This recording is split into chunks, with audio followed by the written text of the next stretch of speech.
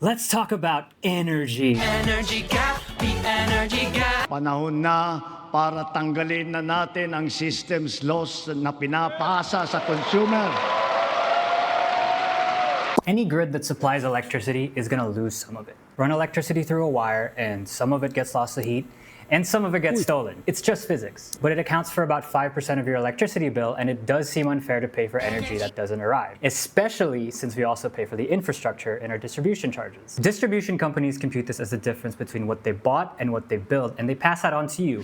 But if they didn't pass it on, who pays for this? Some amount of loss is always going to happen, and after the SONA, several senators and the House propose their own bills. They sort into roughly you, but maybe less, you, but without taxes, which is nice, and the companies, plus it has to be on their income statements to prove it.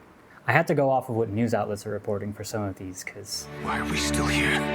the reality is that none of these bills are going to survive intact. They're going to argue about it. Now, ERC Chair Juan says they're studying alternatives to protect the viability of the companies. The companies? According to him, Meralco's systems losses accounted for 30 billion pesos in 2025. Big if true, because that's the entirety of Meralco's consolidated core net income for their distribution arm. In fact, that's a big chunk of Meralco's entire net profits. They'd feel it, but they probably would still profit. The concern is valid though, because 121 electric cooperatives in the Philippines are non-profits. PhilReca, who represents these co-ops and whose party lists would be voting on this, has stated that they would only back a full elimination if they get a subsidy. All this to say, the answer to who pays looks like you probably, just not as a line item on your bill that says systems loss charge. Besides, the ERC is deciding in a month or so whether or not to allow Meralco to increase its distribution charge. By my math, Meralco is asking for something like 215 billion pesos between 2027 and 2030. So that might be the number to look at instead of a law that might pass by Christmas and then take a year